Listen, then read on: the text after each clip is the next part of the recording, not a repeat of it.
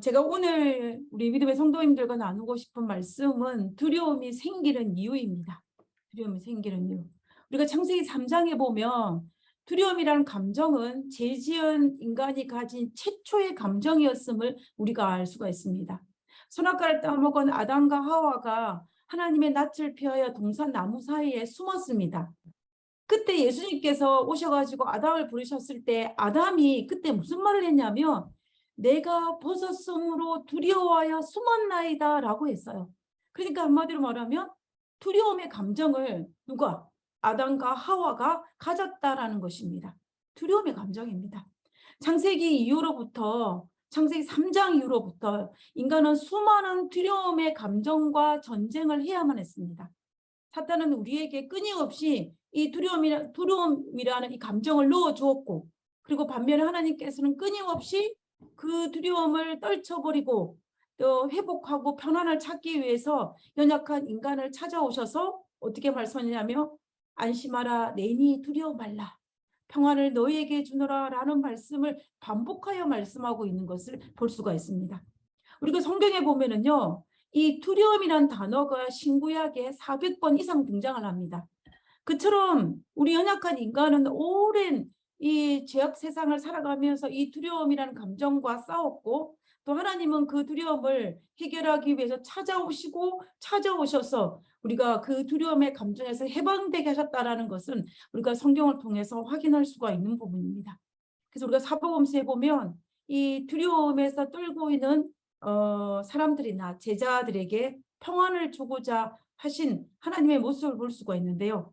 우리가 사복음서 보면 폭풍 속에서, 그리고 이 배가 전복될 수 있는 위기 상황 속에서도 두려움에 떨고 있는 그 제자들을 찾아오셔서 안심하라 내니 두려워 말라고 하셨던 그 예수님을 우리는 기억하실 것입니다. 혹시 여러분 마음에 두려워하는 마음이 있으십니까? 불안한 마음이 있으십니까? 미래에 대한 두려움, 그리고 건강에 대한 두려움, 그리고 자녀에 대한 두려움, 그리고 교회에 대한 두려움, 여러 가지 복잡하고 얽히고 설킨 수많은 일들 속에서 내가 가지고 있는 이 두려움 감정, 무서운 감정, 이 불안한 감정에 혹시나 잠 못 들어 하거나 또 우리의 삶에 주눅들어 하고 있지는 않으십니까? 어쩌면 저도 이 불안한 마음과 두려운 마음을 매일 매 순간 싸우면서 살아가고 있는지 모르겠습니다. 그래서 저는 오늘 이 예수님께서 부활하신 이후에 만 하루 동안, 예수님께서 부활하시고 난 다음 하루 동안의 그 과정을 시간별로 살펴보면서 예수님의 제자들이 가졌던 이 두려움의 이유와 그리고 그 두려움을 어떻게 극복하였는지를 우리가 한번 살펴보기를 원합니다. 예수님께서 AD 31년 봄에 유월절 어린 양으로 십자가에서 금요일 오후 3시경에 운명하셨습니다. 예수님께서 아리마대 요셉의 무덤에 들어가신 것을 제자들과 여인들이 바라보고, 그리고 이제 유월절 안식일 지키기 위해서 제자들과 여인들은 이제 돌아갔습니다. 그 유월절 안식일은 제자들과 여인들에게는 가장 힘들고 어렵고 불안하고 두려운 아마 유월절 안식일이었을 것입니다. 그러나 그와 반면에 누구는? 예수님은 가장 편안한 쉼을 쉬었던 안식일이 아마 그 안식일이 아니었나라는 생각을 하게 됩니다. 세상의 모든 죄의 문제를 해결하고 난 다음에 그 모든 문제를 다 해결한 다음에 쉴 수 있는 그 쉼이야말로 예수님에게 가장 편안한 쉼이었던 그 유월절 안식일이었을 것입니다. 자, 그러면 유월절 안식일, 이제 그 안식일이 지나고 난 다음에 이제 첫 새벽이 되었습니다. 안식 후 첫 새벽. 그때에 예수님의 무덤을 처음 찾아간 사람은 누구일까요? 여러분, 누구일까요? 우리가 이 사복음서를 읽어보면은 어떤 복음서에는 있는 내용이 어떤 복음서에는 누락되는 경우가 있습니다. 우리 이 마태, 마가, 누가, 요한복음 이 4개의 복음서에는 요한복음에 기록되어 있는 것이 마태복음에는 없고 마태복음에 기록되어 있는 것이 누가복음에 없는 경우들이 있어요. 이런 경우들을 우리가 사복음서를 읽으면서 쉽게 발견할 수가 있습니다. 그다음에 두 번째는 또 특이한 것은 뭐냐면은 이 사복음서 읽다 보면은 어떤 부분을 강조하기 위해서 어떤 사건을 시간별로 기록하지 아니하고 좀 약간 섞여 있는 경우들이 발견할 때가 있어요. 그리고 또 어떤 경우에는 두 가지의 사건을 하나로 묶어가지고 기록해 내어진 부분들도 있습니다. 그래서 우리가 사복음서에 있는 내용 전체를 가지고 봐야만이 우리가 예수님의 생애의 그 순서를 잘 알 수가 있습니다. 근데 이 사복음서 중에서 유독 요한복음은 정확하게 연대 순으로 기록하고 있습니다. 그래서 오늘은 이 요한복음과 그리고 영감의 글을 통하여서 부활하신 이후에 예수님께서 부활하시고 난 이후에 만 하루 동안 일어난 사건들을 시간별로 정리하면서 이 두려움의 문제의 원인과 그 해결 방법을 한번 살펴보기를 원하는 것입니다. 자, 그러면 제가 앞에서 질문했던 것처럼 예수님께서 무덤에서 부활하신 이후에 예수님 무덤을 처음 찾아간 사람은 과연 누구일까요? 이 기록은 어디에만 나와 있냐면요. 요한복음에만 나와 있습니다. 정답은 막달라 마리아입니다. 막달라 마리아. 요한복음 20장 1절과 2절에 보면 안식 후 첫날 이른 아침 아직 어두울 때에 새벽입니다. 동트기 전에 아주 일찍 지금 제가 보면 해가 6시도 잘 안 뜨는 것 같아요. 아마 5시도 됐을 것이에요. 지금으로 본다면. 해가 뜨지 않았을 때 막달라 마리아가 무덤에 와서 돌이 무덤에 옮겨간 것을 보고 2절입니다. 시몬 베드로와 예수의 사랑하시던 그 다음 다른 제자에게 달려가서 말하되 사람이 주를 무덤에서 가져다가 어디에 두었는지 우리가 알지 못하겠다 하니 하고 이야기합니다. 여기에 등장하는 이 막달라 마리아가 누구입니까? 이 기록은 요한복음에밖에 없습니다. 이 막달라 마리아는 예수님께서 살아계실 때에 예수님의 죽으심에 대한 이야기를 듣고 이해하지 못했지만 향유 옥합을 가져와서 슬픔으로 눈물을 흘리며 예수님의 옥합을 부어서 발을 씻겼던 여인이 바로 이 막달라 마리아입니다. 그리고 예수님의 십자가 발치에서 십자가 달렸을 때 끝까지 지킨 여인 중에 한 명이 바로 이 막달라 마리아였던 것입니다. 그래서 아마 이 막달라 마리아는 누구보다도 예수님을 사랑했기 때문에 정말 그 사랑을 감당치 못해서 해가 뜨기도 전에 무덤에 달려가서 무덤을 달려간 것입니다. 그런데 어떻게 됐어요? 무덤이 비어 있었던 것입니다. 무덤이 비어 있어서 아무것도 없는 것을 보고 어디로 갔다라고 이야기했냐면은 바로 제자들이 있는 다락방으로 갔겠죠. 다락방에 갔다라고 요한복음 20장 1절과 2절에서 기록하고 있는 것을 볼 수가 있습니다. 그래서 첫 번째 온 사람은 누구냐면 막달라 마리아예요. 그러면 이제 두 번째 온 사람이 누구냐면 막달라 마리아가 무덤에 예수님의 시체가 없다라는 것을 발견하고 그 사실을 제자들에게 이야기하기 위해서 떠난 사이에 누가 왔는지 한번 살펴보겠습니다. 누가 왔냐면 야고보의 어머니 마리아와 살로메가 왔습니다. 우리가 마가복음 16장 1절에 있는 말씀을 보겠습니다. 안식일이 지남에 막달라 마리아와 야고보의 어머니 마리아와 또 살로메가 가서 예수께 바르기 위하여 향품을 사다 두었다가, 그러니까는 무슨 말이냐면 이 여인들이 예수님의 시체에 장례 절차에 사용되는 향품을 시체에 바르기 위해서 이른 아침에 가지고 갔다라고 성경은 기록하고 있는 것입니다. 자, 그러면 우리가 여기서 해결돼야 할 부분이 하나 있습니다. 그죠? 이 마가복음 16장 1절에는 막달라 마리아라는 이름이 있고 그 다음에 야고보의 어머니 마리아가 있고 또 살로메가 등장합니다. 근데 요한복음 20장에는 이 막달라 마리아만이 안식 후 첫날 이른 아침에 갔다라고 기록되어 있기 때문에 우리가 이것을 어떻게 해야 될지를 우리가 해결을 해야 되는 것입니다. 요한복음에는 이 여인들 막달라 마리아가 먼저 가고 두 번째는 다른 여인들이 간 것으로 기록되어 있는데 다른 복음서에는 마가복음이나 마태복음에는 이 여인들을 한꺼번에 묶어서 함께 갔다라고 성경은 기록하고 있다는 것입니다. 그러면 이 두 기록 중에 우리가 어떤 것을 받아들여야 할 것인지는 우리가 사복음서를 전체를 통하여서 우리가 이 문제를 해결해야 될 것입니다. 우리가 이 문제를 어떻게 보냐면요. 여인이 따로 간 것으로 봅니다. 그 이유를 제가 설명하겠습니다.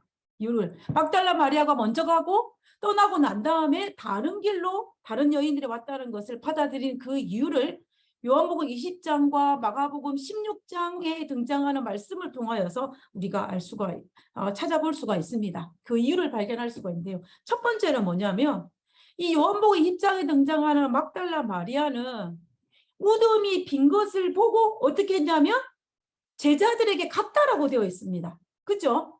근데 이 마가복음 16장 8절에 보면은 이제 제자들이 그 여자 여인들이 와가지고 무덤에 빈 것을 보습니다.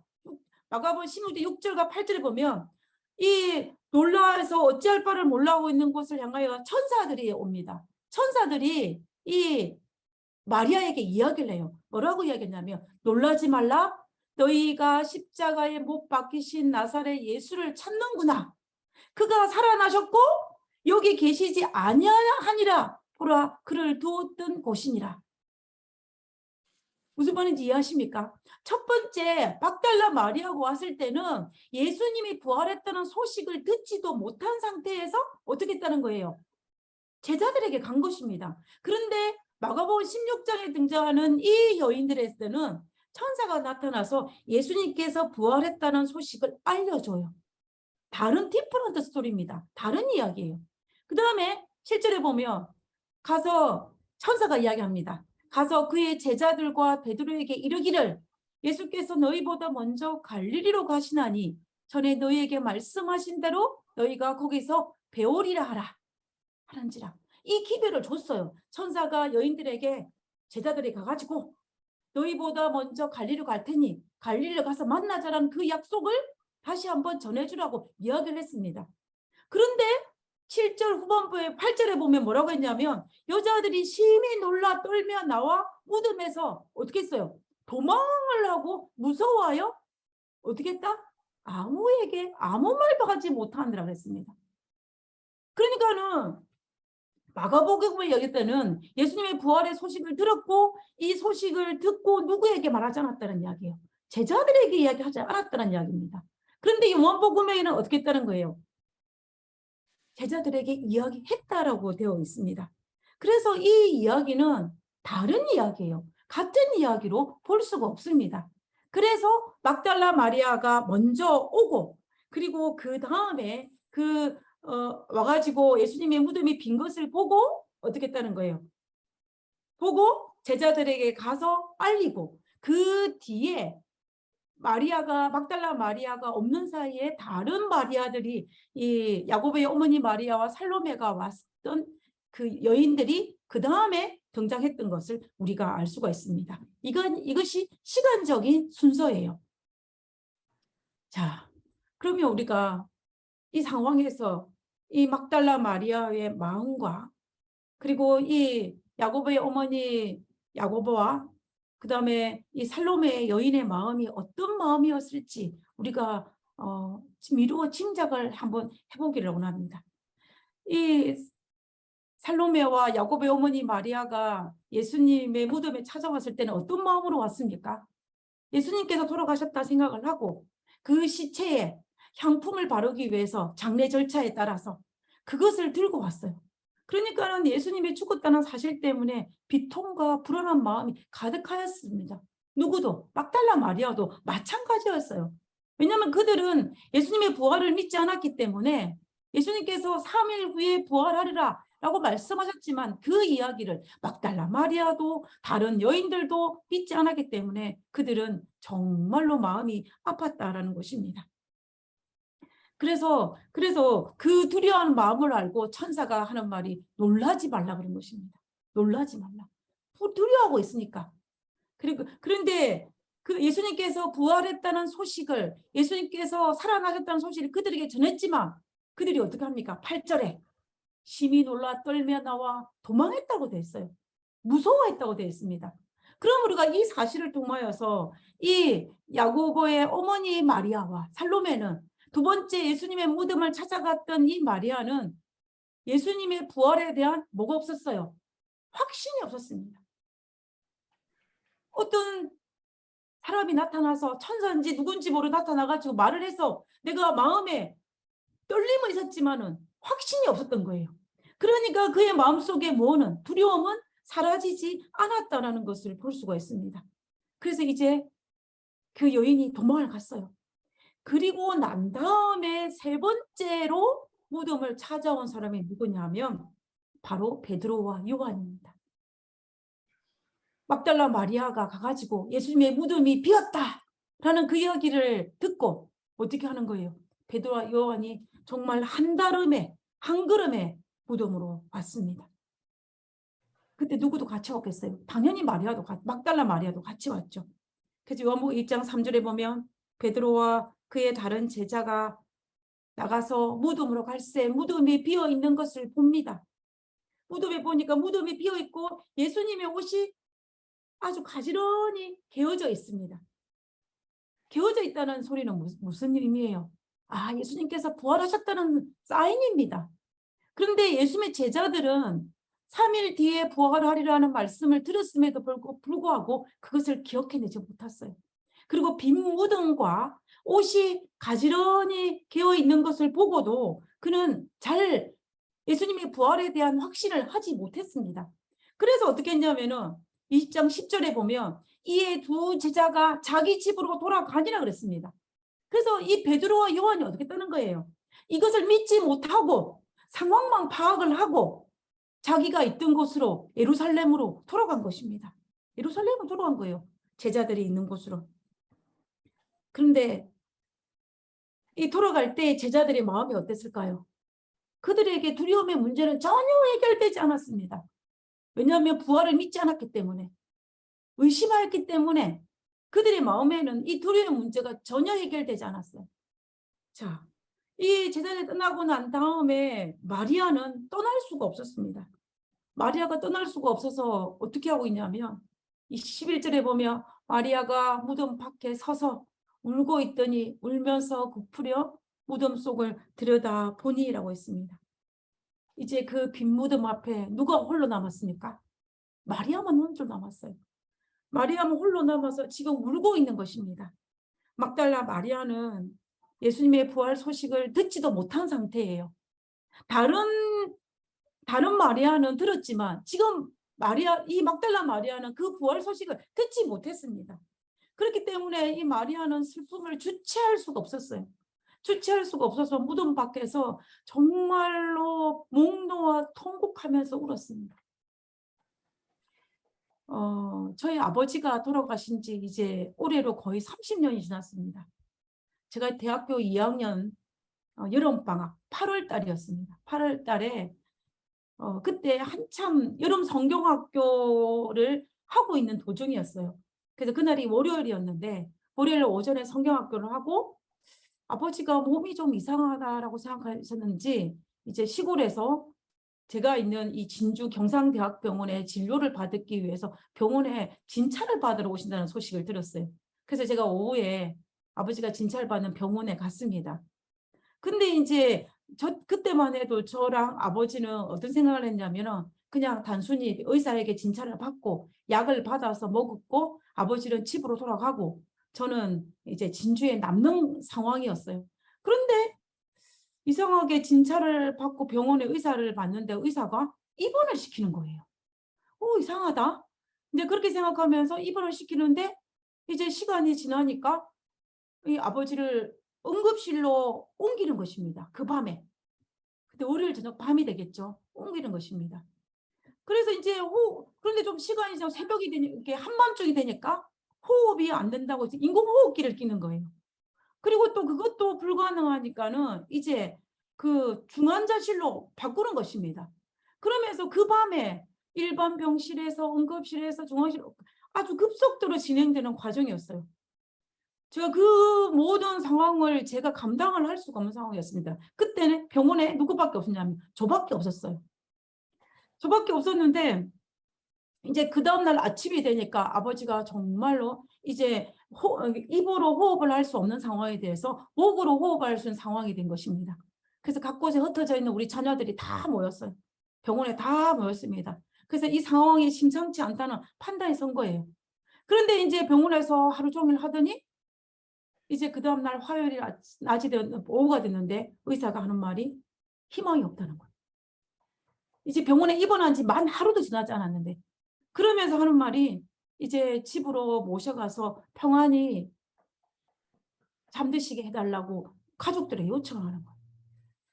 그래서 이제 우리는 어쩔 수 없이 부모님을 모시고 의사와 간호사가 대동하에 그 앰뷸런스를 타고 병원에서 집으로 옮겨왔습니다.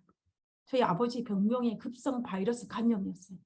그러니까 의사들이 손을 못 대는 거예요. 30년 전이다 보니까. 그래서 저는 지금 생각하면 현대의학이 발전한 지금이었다면 아마 안 돌아가셨을 텐데 라고 제가 생각을 합니다. 근데 아버지가 집에 오시고 난 다음에 간호사와 의사가 인공호흡기를 떼자 바로 돌아가셨어요.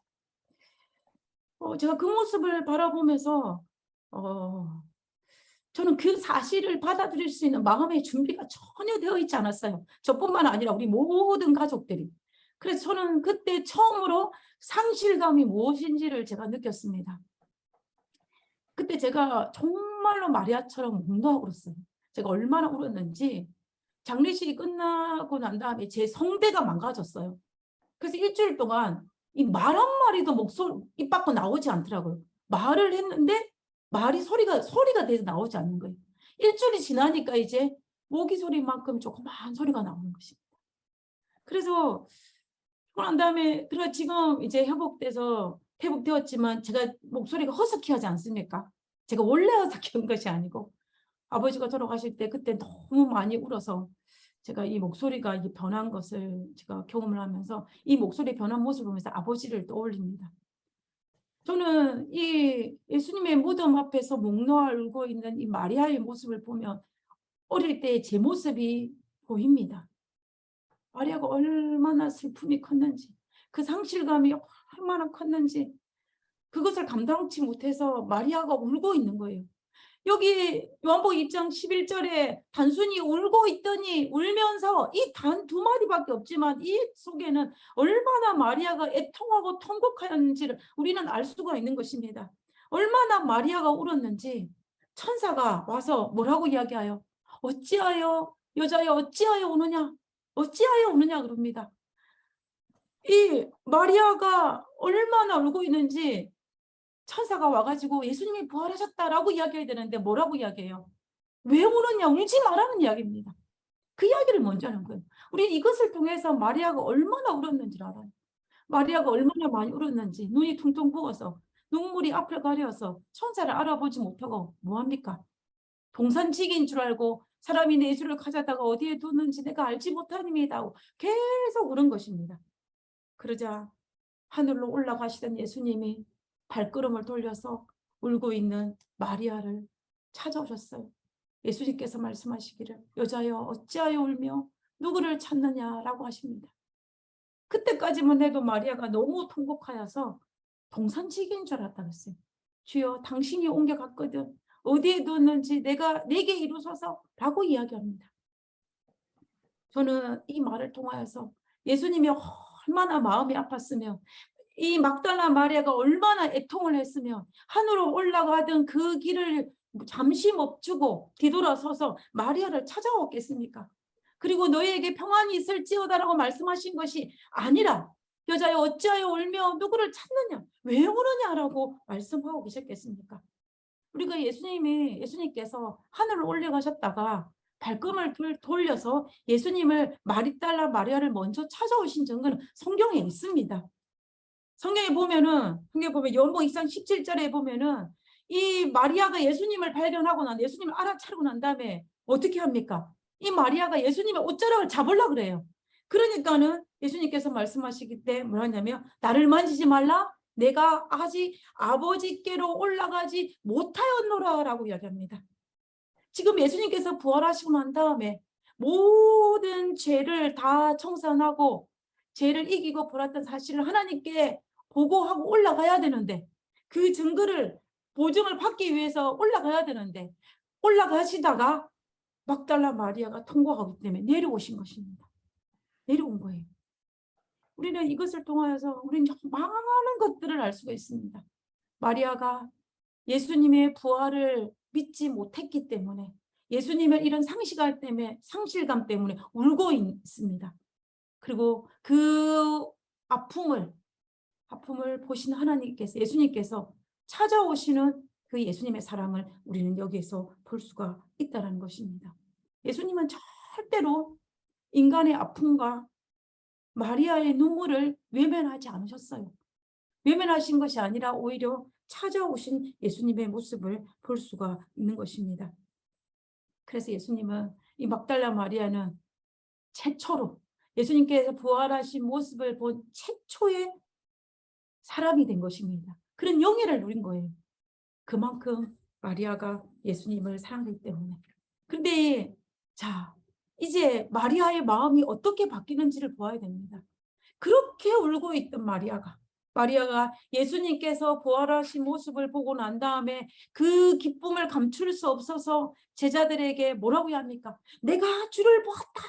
내가 주를 보았다라고 외치며 달려가서 제자들에게 예수님의 부활 소식을 전하는 이 막달라 마리아의 모습을 볼 수가 있는 것입니다. 마리아의 마음이 완전히 바뀐 거예요.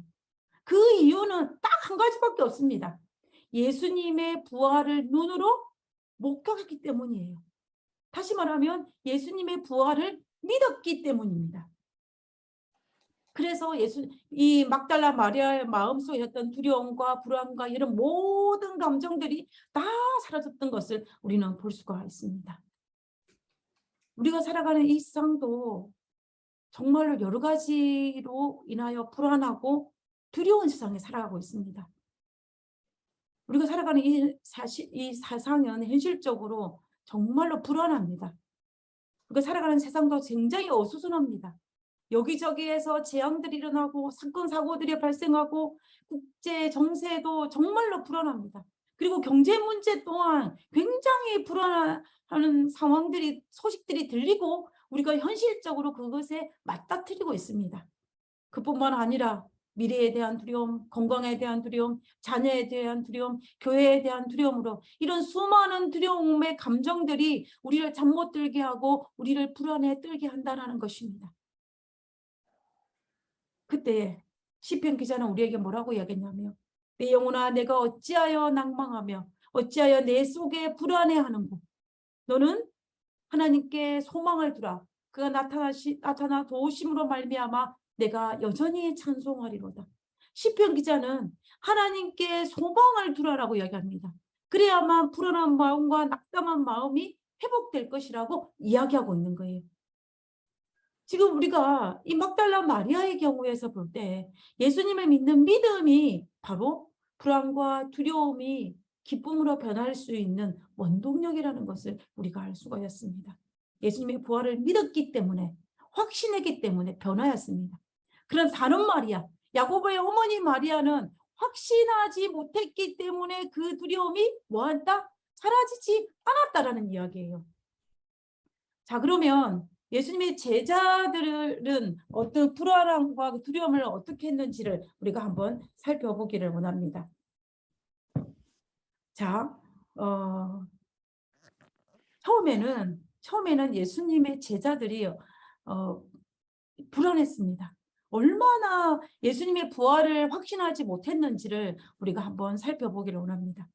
이 마가복음 16장 10절과 11절에 보면 마리아가 가서 예수와 함께 하던 사람들이 슬퍼하며 울고 있는 중에 이때 이 마리아는 예수님의 부활했다는 소식을 가지고 내가 주를 보았다라는 그 이야기를 가지고 전하기 위해서 제자들이 간 것입니다. 갔는데 마리아 가서 예수와 함께하는 사람들 누구예요? 제자들입니다.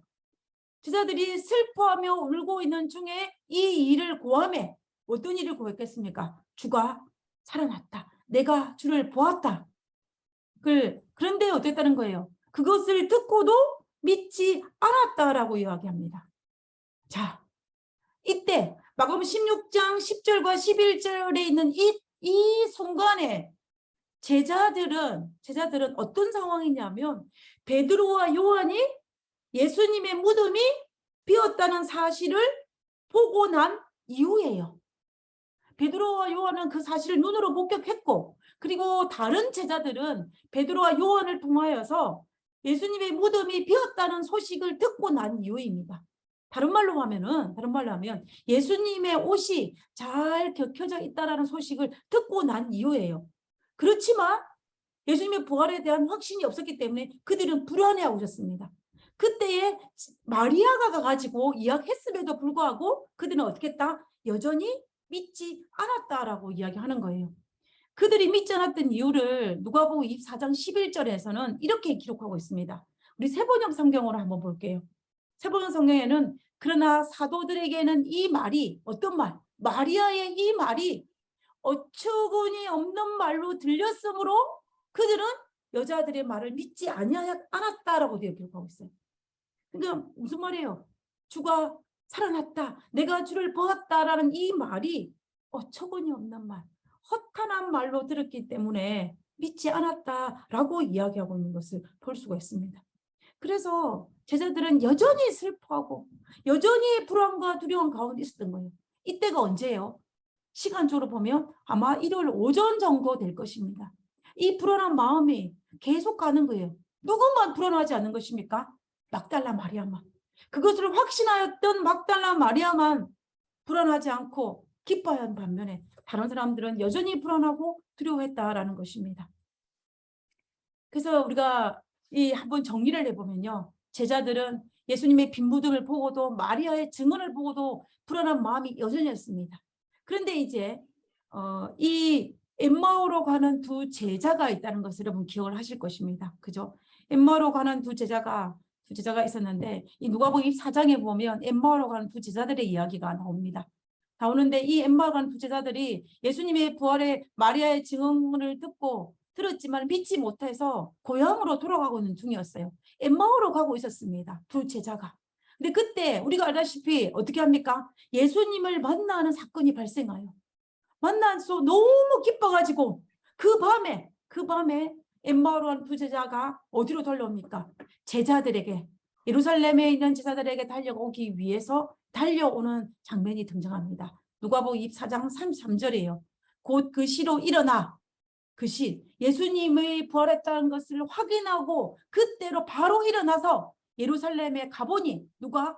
엠마오로 가는 두 제자가 가보니 11사도와 및 그와 함께한 자들이 모여 있던데 3~4절에 말하기를 주께서 과연 살아나시고 시몬에게 나타나셨다 하는지라. 자, 우리가 이 3~4절을 해결을 해야 됩니다. 말하기를, 누가 말을 했습니까? 여러분 성경 공치 있으시면 한번 찾아보시기 바랍니다.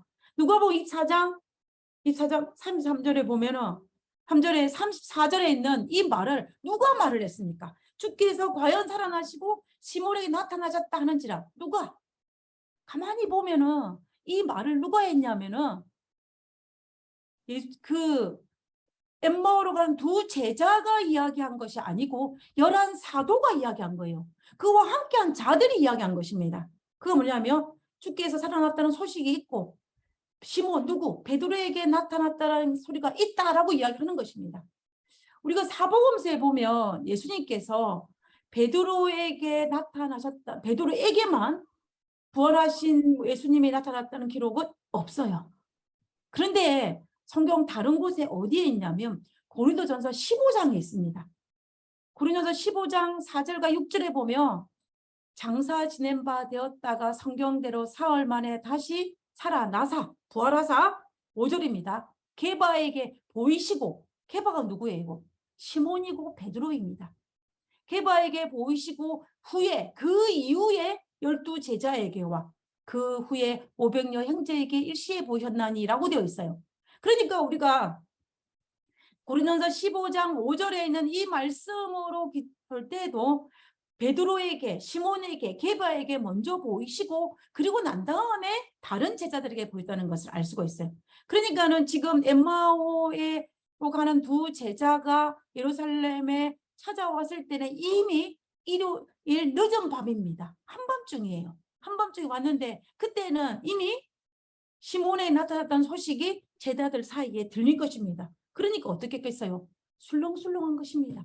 술렁술렁한 거예요. 아, 예수님이 부활했다는 소식도 들리고 베드로가 보았다기도 하고 마리아가 보았다기도 하고 무덤도 비어있고, 그런데 또 엠마오로 간 두 제자 나타나서 35절에 뭐라고 했냐면, 두 사람도 길에서 된 일, 엠마오로 가는 도중에 예수님과 했던 그 이야기와 예수께서 떡을 떼시면 자기들에게 보이신 그 이야기를 말한 것입니다. 그러니까 어떻게 했겠어요? 술렁술렁 하는 것입니다. 술렁술렁 하는 거예요. 그렇지만은 그들의 마음속에 불안한 마음은 사라지지 않았어요. 그때에 그를 술렁거리고 있을 때에 누가 나타나냐면, 이 12제자들 앞에, 12제자들과 같이 있는 사람들 앞에 예수님께서 부활하신 모습으로 나타나신 것을 볼 수가 있습니다. 그래서 예수님께서 뭐라고 말씀하십니까? 누가복음 24장 36절에 너희에게 평강이 있을지어다. 제자들에게 하는 첫 마디예요. 그러면 이 말은 무슨 말이에요? 그들의 마음속에 예수님의 부활에 대한 확신이, 온전한 믿음과 온전한 신뢰가 없었기 때문에 술렁이고 있었지만은 확신이 없었기 때문에 평강이 없었다라는 소리예요. 그래서 너희에게 평강이 있을지어다. 내가 부활한 모습을 보여주면서. 그리고 예수님께서 뭐라고 하십니까? 예수님께서 여전히 의심하고 있는 그들을 책망하시면서 하신 말씀이 누가복음 24장 38절에 어찌하여 두려워하며 어찌하여 마음에 의심하느냐라고 책망하고 있는 것을 볼 수가 있습니다. 우리는 누가복음 24장에 있는 이 모습을 통하여서 제자들이 두려워하고 불안했던 이유는 예수님의 부활에 대해서 온전한 믿음이, 온전한 확신이 없었기 때문에 불안하고 두려워하는 거예요. 우리는 예수님을 믿고 있습니다. 그죠? 예수님이 나와 함께 하신다는 것도 알고, 예수님께서 나를 영광스러운 곳에 인도하고 있는 과정이라는 것도 알고, 하나님께서 내가 어떤 상황과 어떤 형편에 처하든 간에 하나님은 지금도 나를 하나님의 영광스러운 곳을 향하여 이끌고 계시다는 사실도 믿습니다. 그러나 우리가 어떤 상태예요? 이 제자들처럼 술렁이고 있기는 한데 확신이 없기 때문에 내 마음에 평안이 없는 것입니다. 평강이 없는 것입니다. 그때 예수님께서 제자들에게 했던 말씀, 어찌하여 두려워하며 어찌하여 마음에 의심하느냐라고 책망하시는 것입니다. 지금 혹시 여러분의 마음속에, 우리 성도님들의 마음속에 두려워하는 마음이 있습니까? 술렁거리는 마음이 있습니까? 조금 전에 봤던 이 제자들처럼 확실한 믿음이 없어서, 확실한 온전한 믿고 온전한 신뢰가 없어서 술렁이긴 한데 여전히 불안하고 여전히 두려운 마음을 가지고 계십니까? 그 모든 감정에서, 이런 불안한 감정에서 벗어날 수 있는 비결은 우리가 마리아의 경우와 또 누구? 예수님의 제자들의 경우를 볼 때에 확실하고 온전한 믿음을 가질 때에만 가질 수 있는 비결이라는 것입니다. 아무리 예수님을 사랑했던 마리아라 할지라도, 그리고 아무리 3년 반을 따라다닌 제자들이라 할지라도 예수님에 대한 온전한 믿음이 없을 때는 그들은 여전히 불안하고 떨림과 두려운 마음이 있었습니다. 그리고 확신하지 않을 때는 술렁거리긴 했지만 그 마음에 평안은 없었어요. 그러나 예수님에 대한 온전한 믿음과 옥신한 확신이 있을 때에, 그때에 비로소 그들은 평안을 가질 수 있었던 것입니다. 예수님께서 우리에게 뭐라고 말씀하십니까? 내가 불안에 떨고 있을 때에 안심하라, 내니 두려워 말라 말씀하실 것이고, 너희에게 평강이 있을지어다 말씀하실 것이고, 평안을 너희에게 끼치더라고 하나님께서 우리를 찾아와서 말씀하시는 분이 바로 우리의 예수님이라는 것입니다. 그래서 우리는 예수님께서 하신 너희가 어찌하여 믿음이 없느냐는 그 책망을 듣지 않기 위해서 우리가 온전한 믿음과 온전한 그런 것이 필요하다는 것입니다. 우리가 만약 예수님의 약속을 온전히 믿고 확실히 믿고 예수님의 사랑을 정말 온전히 믿으면 사탄이 우리에게 두려움을 순간순간 준다 할지라도 우리는 그 두려움에서 해방될 수 있을 것입니다. 우리의 마음의 불안과 두려움을 내쫓는 이 비결은 의심이 아니라 믿음입니다. 의심하면 두려움이 생기고 믿으면 우리 마음에 평안이 오는 것입니다. 그러므로 우리는 그리스도인으로서 하나님을 믿는 사람으로서 하나님의 임마누엘의 약속을 받은 사람으로서 우리는 때로는 살아가면서 눈의 현실로는 불안해 보일 수도 있고 또 어수선해 보이고 정말 두려운 마음이 생길 수 있는 상황이라 할지라도 우리는 누구처럼 막달라 마리아처럼 제자들처럼 예수님의 부활을 확실히 온전히 믿음으로 말미암아 우리 마음에 평안을 유지할 수 있는 그런 우리 모두가 되었으면 좋겠습니다. 이 안식일이 시작하는 이 첫 시간에 우리 모든 성도님들의 마음속에 하늘의 평안을 누리게 되시기를 간절히 바라면서 오늘 말씀을 마치도록 하겠습니다. 네, 찬미 부르고 마치겠습니다.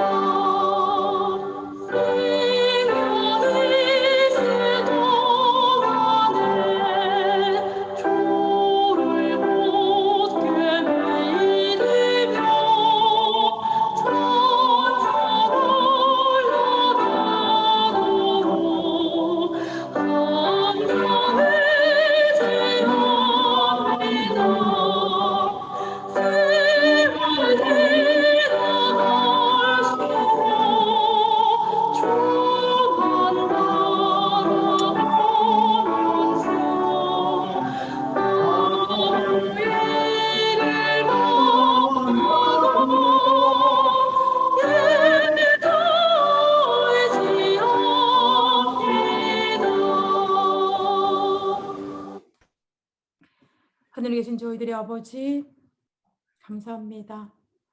안심하라 내니 두려워 말라 말씀하시는 하나님, 너에게 평강이 있을지어다 라고 말씀하신 하나님, 그 하나님이 우리 하나님으로 인하여 감사를 드립니다. 아버지여, 우리가 날마다 임마누엘 하신 하나님을 정말로 마음으로 새기고 느끼고 경험하고 만지며 살아갈 수 있는 저희들 될 수 있도록 주여 도와주시옵소서. 이 시간 머릿속에 우리 모두에게 하나님의 성령의 역사를 부어주시고 아버지와 아들과 성령의 임재가 우리의 삶 속에 우리의 생각 속에 우리의 가족과 우리의 자녀와 우리의 믿음의 가족들 모두에게 임재하여 주시옵소서. 이 밤에도 우리와 함께 하셨기를 간구하며 안식일날 우리가 성전에 모여서 하나님께 찬양을 돌릴 때 아버지의 우리의 찬양을 홀로 영광 받아 주옵기를 간구하며 거룩하신 예수님의 이름으로 기도드렸습니다. 아멘. 감사합니다. 예, 감사합니다. 안녕하세요. 예, 행복한 안식일이 시작되었습니다. 예, 금요일 저녁 예배에 참석하신 모든 교우님들 진심으로 환영합니다. 예, 기쁘고 또 복된 안식일 되시기 바랍니다. 벌써 이제 10월 달도 이제 중순이 되었죠. 예, 여러분 지금 밖에는 지금 어떤 계절이죠? 이제 가을 한창 가을인데 가을이라서 그런지 단풍도 이제 들기 시작하고 또 이제 추수 계절이기 때문에 단감과 또 대추가 많이 익어서 이제 나무에 많이 달렸는데 그래서 봄, 여름, 가을, 겨울 중에서 그래도 가을이 제일 좋은 것 같아요. 여러분은 어떠십니까? 예. 그래서 하나님께서 만들어주신 천연계와 또 맛있는 과일들 또 그런 것들을 즐기시기 바랍니다. 예. 우리 다 같이 묵상하시고 저녁 예배 시작하겠습니다.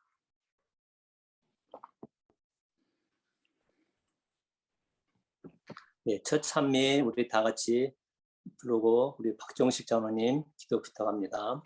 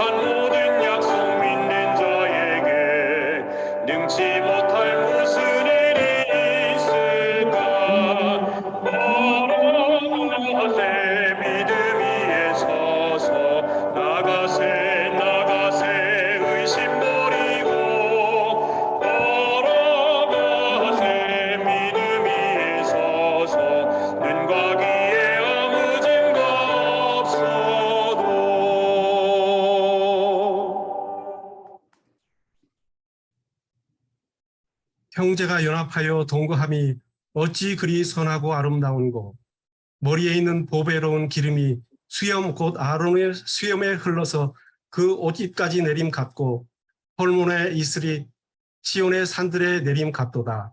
거기서 여호와께서 복을 명하셨나니 곧 영생이로다. 하늘에 계신 아버지, 부족한 저희들을 귀한 안식으로 초대하여 주셔서 함께 하나님의 말씀을 듣고 또 하나님의 명령을 깊이 생각할 수 있는 귀한 특권을 주셔서 감사합니다. 우리를 창조하시고 또 구속하여 주신 이 기념일에 저희 마음을 온전히 하늘로 향할 수 있도록 도와주시고 세상 근심과 걱정을 모두 버리고 하늘에 계신 하나님과 또 천군 천사들의 기쁨에 참여할 수 있도록 도와주시옵소서. 저희가 주님의 종을 통하여 말씀을 듣겠사오니 저희 귀를 열어주셔서 영적 기별을 받아들일 수 있도록 도와주시고 또 눈을 열어주셔서 영적 사물을 분별하여 볼 수 있도록 도와주시고 또 마음을 열어주셔서 하나님의 뜻을 받아들이고 우리 마음이 어떠한 상태에 있든지 그것을 순종하는 삶을 살 수 있도록 도와주시옵소서. 특별을 종하는 주의 종에게 성령의 기름을 부어주셔서 우리 백성들이 올바로 하나님의 뜻을 따라갈 수 있도록 이 한 시간 인도하여 주시기를 예수님의 이름으로 기도드리옵나이다. 아멘. 네, 감사합니다, 장로님. 이 시간에 우리 부목사님의 귀한 말씀을 읽겠습니다. 감사합니다. 이 안식일 첫 시간에 곳곳에 흩어져 있는 우리 믿음의 성도님 가정에 마음에 평안하십니까? 하늘의 평안이 우리 모든 믿음의 성도님 가정에 또 우리의 마음속에 있기를 간절히 기도드립니다. 여러분이 기도해 주신 것처럼 우리 노기화 목사님 수술이 무사히 잘 끝났고요. 지금 회복실에 있습니다. 또 두려움이 있었지만은 하나님께서 응답하셔서 잘 수술하게 하시고 회복하실 것이라 믿습니다. 감사합니다. 이 안식일에 하늘의 평안이 우리 성도님과 함께 하기를 간절히 바랍니다.